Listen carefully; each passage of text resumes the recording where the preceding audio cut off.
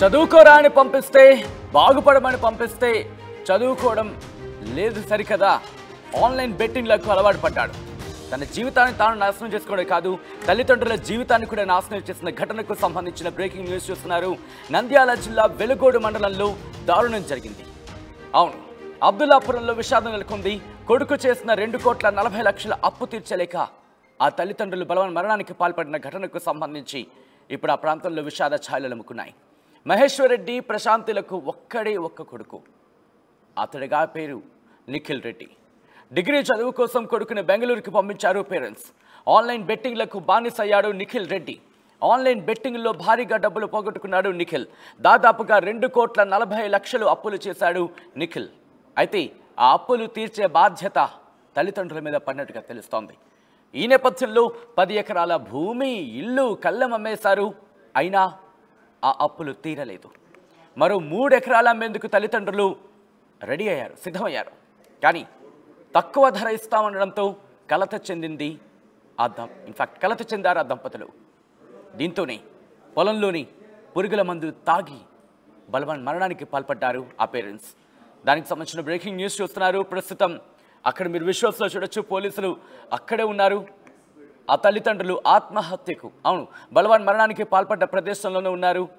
అయితే ఈ మరణానికి కేవలం అప్పుల బాధ మాత్రమే కారణమా, లేకపోతే ఇంకేమైనా కారణాలు ఉన్నాయా అనే కోణంలో కూడా పోలీసుల దర్యాప్తు జరుగుతోంది.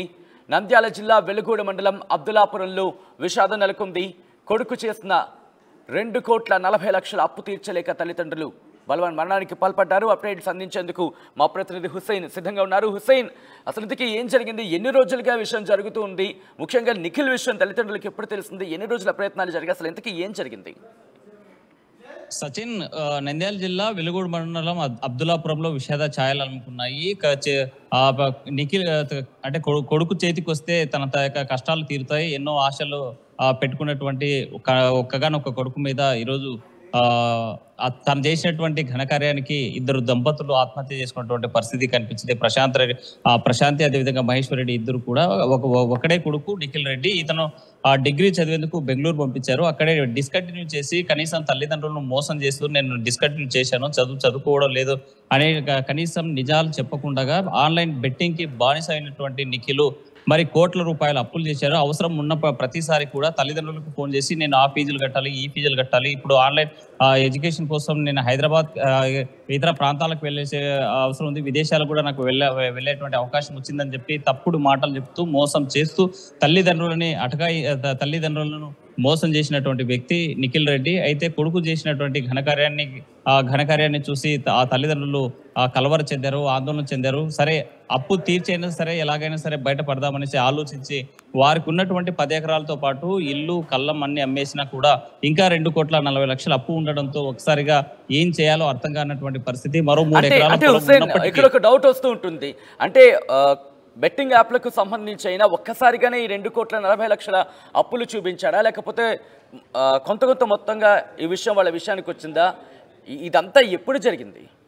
సచిన్, ఈ గత 3-4 ఏళ్ల నుంచి కొంత అంటే ప్రతి ఏటా కొంత, ప్రతి సీజన్ లో కొంత మనకు మామూలుగా ఎగ్జామ్స్ అన్ని జరుగుతాయంటే సెమిస్టర్స్ ప్రకారం జరుగుతాయి. 3 నెలలకు ఒకసారి జరిగేటువంటి సెమిస్టర్ ఫీజెస్ కట్టాలని, లేకపోతే ఎగ్జామినేషన్ ఫీజులు కట్టాలని, కాలేజ్ ఫీజు కట్టాలని, లేకపోతే అక్కడ ఉండడానికి మెయింటెనెన్స్ సంబంధించినటువంటి హాస్టల్ ఫీజులు, లేకపోతే రూమ్ రెంట్, ఇట్లా దీంతో పాటు అతను అనుకున్న దానికంటే ఎక్కువగా వసూలు తన తల్లిదండ్రులను మోసం చేసి తల్లిదండ్రుల పెద్ద ఎత్తున కూడా డబ్బులు వసూలు చేసుకున్నటువంటి నేపథ్యంలోనే తను కన్న కొడుకు అక్కడ చదువుతూ ఉన్నాడు, తన కష్టాలు తీరుతాయి, తన గొప్ప ప్రయోజకుడైతాడు, తన ప్రయోజకుడైతే మా భవిష్యత్తు బాగుపడుతుంది, జీవితంలో కూడా సెటిల్ అయ్యేటువంటి అవకాశం ఉంది, ఒక్కగానొక్క కొడుకు అల్లారముద్దుగా పెంచుకున్నాం, అడిగిందల్లా ఇచ్చి ఎలాగైనా సరే తన చదువు పూర్తి చేసుకుంటే ఒక ప్రయోజకుడైతాడు, తమ జీవితాలు మారిపోతాయి అనుకున్నటువంటి ఆ దంపతులకు మాత్రం ఈరోజు విగత జీవిగా మిగిలిపోయినటువంటి పరిస్థితి ఉంది. పురుగుల మందులు దాగి చేసినటువంటి అప్పులు చెల్లించలేక ఒకవైపు పంట పొలాలు పండించేందుకు చేసినటువంటి అప్పు, మరోవైపు కొడుకు మోసం చేసి ఆన్లైన్ లో బెట్టింగ్ ఆడి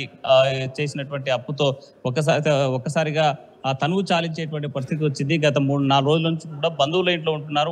ఊర్లో ఉండేటువంటి పరిస్థితి లేదు. వచ్చేటువంటి అక్కడ గ్రామానికి వెళ్ళాలంటే కూడా అప్పుల వాళ్ళు వచ్చి ఇంటి దగ్గర గొడవ చేయడం, లేకపోతే మాట్లాడడం, దబాయించడం ఇవన్నీ చేస్తూ ఉంటే అవన్నీ భరించలేక తమ అత్తారింటి దగ్గరికి వెళ్ళి మహేశ్వర్ రెడ్డి అదేవిధంగా ప్రశాంతులు ఇంటి దగ్గర ఉన్నటువంటి నేపథ్యంలో తన పక్కనే ఒక కొట్టం ఉంది. ఆ కొట్టంలోనే తలదాచుకుంటున్నారు గత 3 రోజులుగా. కనీసం ముభావంగా ఉండేటువంటి పరిస్థితి ఉంది. ఎలాగైనా సరే ఈ ఉన్నటువంటి 3 ఎకరాలు అమ్మైనా సరే అప్పు కడదామంటే ఎకరా 30 ఇటువంటి సందర్భాల్లో సాధారణంగా చూస్తుంటాం, బంధువులతో ఇటువంటి ఇష్యూస్ ని షేర్ చేసుకుంటూ ఉంటే కనుక వాళ్ళ నుంచి సాయమో లేకపోతే వాళ్ళతో మాట్లాడేప్పుడు కాస్త రిలీఫ్ ఉంటూ ఉంటుంది. ఈ విషయాన్ని బంధువులతో పంచుకునే ప్రయత్నం చేశారా, లేకపోతే వాళ్ళలో వాళ్లే మదన పడేవాళ్ళ?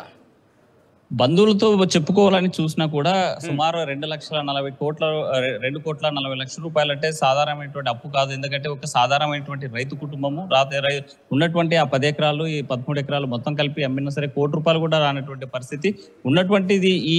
ఈ దీంట్లో కూడా కనీసం 30 లక్షలు 40 లక్షలు అడిగేటువంటి ఇప్పుడు దాకా ఉన్నటువంటి ఈ 10 ఎకరాలు అమ్మిన 2,40,00,000 అప్పు చెల్లించలేనటువంటి పరిస్థితి. ఇప్పుడు మిగిలిన 3 ఎకరాలు అమ్ముదామంటే కూడా అప్పు వీళ్ళ బాధలు తెలిసి వీళ్ళు అప్పులు ఉన్నారని తెలిసి వీళ్ళ అవసరాన్ని క్యాష్ చేసుకునేటువంటి సమాజంలో మనం బతుకుతా ఉన్నాము. కొంతమంది లక్షల రూపాయలు 30-40 లక్షల రూపాయలకి భూమిని కూడా 20 లక్షలకి 10 లక్షలకి 15 లక్షలకి వాళ్ళ అవసరాన్ని అవకాశంగా తీసుకొని అడిగేటువంటి పరిస్థితుల్లో ఈ 3 ఎకరాలు అమ్మిన మరి తిరిగి మనం పూర్తి అప్పు చెల్లించలేని పరిస్థితి. కూలీ నాలు చేసిన అక్కడ ఆ జీవిత కాలంలో కూడా ఈ అప్పు చెల్లించలేని పరిస్థితి కాబట్టి ఎక్కడా తలెత్తుకోలేనటువంటి పరిస్థితి కనిపిస్తూ ఉంది. అందుకోసమే దీనికి పరిష్కార మార్గం చావే అని భావించారు దంపతులు. పురుగుల మందు మజా బాటిల్లో పురుగుల మందు వేసుకుని తాగి తనువు చాలించారు. అయితే ఈ ఘటనతో అబ్దుల్లాపురంలో విషాద ఛాయలు అనుకున్నాయి.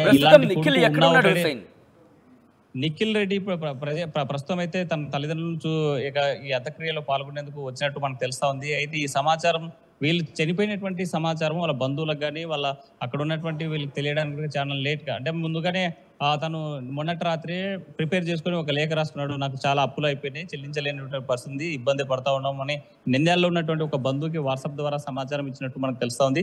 ఆ సమాచారాన్ని బేస్ చేసుకుని వీళ్ళు ఎక్కడ ఉన్నారని ట్రేస్ చూస్తే పంట పొలాల్లో వెలుగోడు ప్రాంతంలో ఉన్నటువంటి పంట పొలాల్లో తెల్లవారుజామున ఆ పొలాలకు వెళ్ళి చూశాక విగత జీవులుగా పడి ఉన్నారు ఈ ప్రశాంతి అదే మహేశ్వర్ రెడ్డిలు. ఆ సమాచారం స్థానికంగా ఉన్నటువంటి పోలీసులకు అందజేయడంతో వాళ్ళ యొక్క అడ్రస్ వాకప్ చేసి వాళ్ళు ఎక్కడి నుంచి వచ్చారు ఏంటనే దీని మీద దర్యాప్తు చేశారు. ఆ నేపథ్యంలోనే వాళ్ళ బంధువులకు కూడా సమాచారం ఇచ్చిన నేపథ్యంలోనే తన మహేశ్వర్ రెడ్డి సోదరుడు వచ్చాడు. ఎప్పుడు కూడా చాలా 20 ఏళ్ళు అవుతుంది మేము మాట్లాడుకోక, మా మధ్య కూడా మనస్పర్ధలు ఉన్నాయి, ఎప్పుడు కూడా మాట్లాడేవాడు కాదు, ఈ అప్పు ఉంది అని చెప్పేవాడు కూడా కాదు.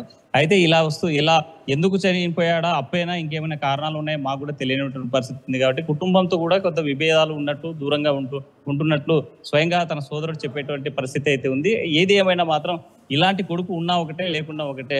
₹1,00,00,000 అప్పులు చేసి ఈరోజు తల్లిదండ్రులక ఆ చావుకి కారణమైన నిఖిల్ రెడ్డి తన అల్లారు ముద్దుగా పెంచుకొని భవిష్యత్తులో మనకు భరోసా ఇస్తాడు, బాసటగా నిలుస్తాడంటే మాత్రం చేసిన అప్పుకి బలయ్యారు ఆ తల్లిదండ్రులు. అయితే ఈ పరిస్థితి భవిష్యత్తులో ఏ తల్లిదండ్రులకు రాకూడదు, ఏ కన్న కొడుకు ఇలాంటి చర్యలు చేయకూడదు. ఇటీవల కాలంలో యువత కూడా పెడదోవ పడుతుంది, మత్తు బానిస అవుతుంది, గంజాయి బానిస అవుతుంది. మరోవైపు ఆన్లైన్ బెట్టింగ్లతో జీవితాలే నాశనం అవుతున్నాయి. ఇక్కడ తన వ్యక్తిగత జీవితమే కాదు కుటుంబం అంతా కూడా ఈ రోజు ఆత్మహత్య చేసుకునేటువంటి పరిస్థితి వచ్చిందంటే మాత్రం ఆన్లైన్ కి బెట్టింగ్ అయినటువంటి యువత అలర్ట్ కావాలి. ఇకనైనా ఈ సంఘటనను మీరు ఒక ఉదాహరణగా తీసుకొని భవిష్యత్తులో ఆన్లైన్ బెట్టింగ్ ఆడే వాళ్ళు కానీ లేకపోతే దుర్వ్యసనాలకు అలవాటు పడేటువంటి యువత మాత్రం కళ్ళు తెరవాల్సినటువంటి అవసరం ఉందని చెప్పేటువంటి పరిస్థితి అయితే స్పష్టంగా ఉంది. రైట్ హుస్సేన్, మొత్తగైతే మాత్రం నంద్యాల జిల్లా వెలుగోడు మండలం అబ్దుల్లాపురంలో విషాదం నెలకొంది. కొడుకు చేసిన ₹2,40,00,000 అప్పు తీర్చలేక తల్లిదండ్రులు ఆత్మహత్యకు పాల్పడ్డారు. మహేశ్వర్ రెడ్డి ప్రశాంతులకు ఒక్కడు కొడుకు, అతగాడి పేరే నిఖిల్ రెడ్డి. డిగ్రీ చదువు కోసం కొడుకుని బెంగళూరుకు పంపించారు పేరెంట్స్. ఆన్లైన్ బెట్టింగ్లకు బానిసయ్యాడు నిఖిల్ రెడ్డి. ఆన్లైన్ బెట్టింగ్లో భారీగా డబ్బులు పోగొట్టుకున్నాడు నిఖిల్.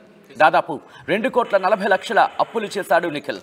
10 ఎకరాల భూమి, ఇల్లు, కళ్ళం అమ్మేసి ఆ అప్పులు తీర్చే ప్రయత్నం చేశారు. కానీ ఎంతకీ అప్పులు తీరకపోవడంతో మరో 3 ఎకరాల భూమిని కూడా అమ్మేందుకు తల్లిదండ్రులు సిద్ధమంటే అర్థం చేసుకోవచ్చు ఏ స్థాయిలో అప్పుల్లో కూరుకుపోయారనేది. ఈ నేపథ్యంలోనే అఫ్కోర్స్ ఇటువంటి సందర్భాల్లో ఈ సందర్భాన్ని అదును చేసుకునే ప్రయత్నం చేస్తూ ఉంటారు. తక్కువ ధరకు ఆ 3 ఎకరాల భూమిని అడిగే ప్రయత్నం చేశారు. దీంతో మహేశ్వర్ రెడ్డి కుటుంబం కలత చెందింది. మహేశ్వర్ రెడ్డి దంపతులు కలత చెందారు. దీంతో పొలంలోని పురుగుల మందు తాగి బలవన్ మరణానికి పాల్పడ్డారు. ఈ కథనం మమ్మల్ని కాస్త కలవరపరచైతే మమ్మల్ని కలవరపాటుకు గురి చేయడం మా ఉద్దేశం కాదు, కానీ ఇటువంటి కథనాలు చూసినప్పుడు కాస్త కలవరపాటుకు గురయ్యే అవకాశం ఉంటుంది కాబట్టి దీనికి సంబంధించి తగిన జాగ్రత్తలు తీసుకోవాలని చెప్పి ఆర్టీవీ సూచించడం జరుగుతోంది. మనకు తెలియదు అన్నది, అదైతే తెలియదు. అందరూ చూసినాకనే మేము నిదానం పోయినాం. చేనికాడుకుంది చూస్తే ఇద్దరు పడిపోయినారు. నిన్న రాత్రి వచ్చినప్పుడు ఈడ మా ఊర్లో లేకనే 7 నెలలు వాళ్ళు ఊరు విడిచిపెట్టిపోయి ఇలా ఊళ్ళోనే ఉన్నారు, బాగానే ఉన్నారు. వాళ్ళకే సంబంధం మనకైతే ఏం మ్యాటర్ గురించి ఏం తెలియదు.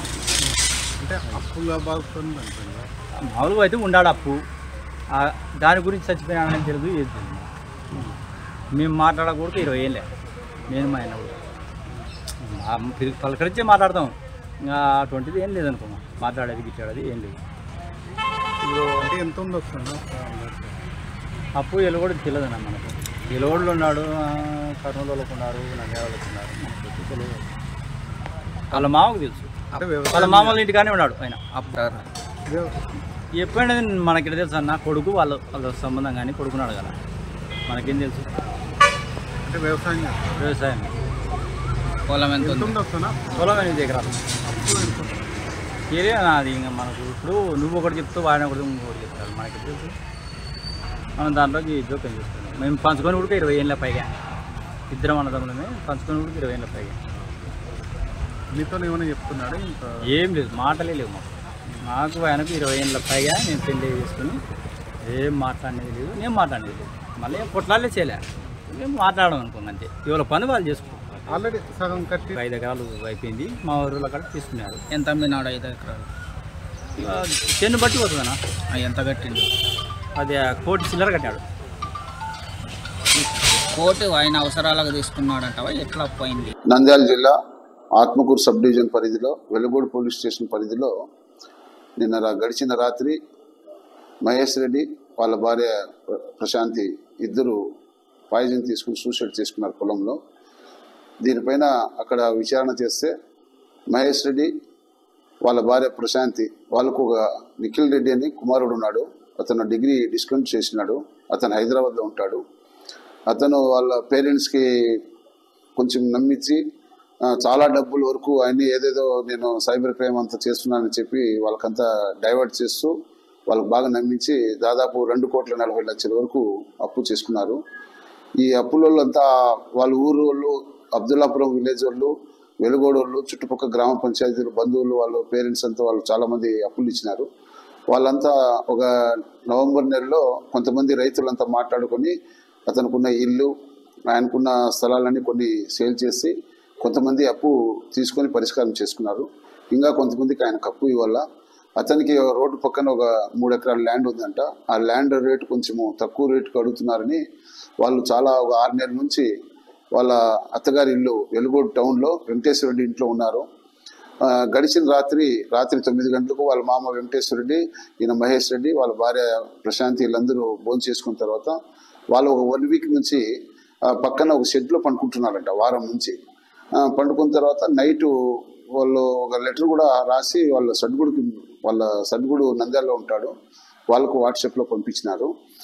దీంట్లో వాళ్ళు పాయిజన్ అంటే మనకు థమ్స్అప్, ఇది మజా బాటిల్, కూల్ డ్రింక్స్ బాటిల్ తెచ్చుకొని దాంట్లో పాయిజన్ కలుపుకొని భార్యాభర్తలు ఇద్దరు పాయిజన్ తీసుకొని చనిపోయినారు. ఆ విషయం నాకు తెలిసి నేను కూడా సీన్ విజిట్ చేసినాను. మొత్తం వెరిఫై చేస్తే వాళ్ళ బంధువులంతా, వాళ్ళ బ్రదర్స్ ఉన్నారు, మహేష్ రెడ్డి బ్రదర్స్, వాళ్ళ మామ వెంకటేశ్వర రెడ్డి, వాళ్ళంతా ఏమంటున్నారంటే అప్పులు ఎక్కువ ఉండడంతో ఆ అప్పు కట్టుకోలేక ఆ బాధతో భార్యాభర్తలు ఇద్దరు మానసికంగా ఇది అయ్యి సూసైడ్ తీసుకున్నారని చెప్తున్నారు.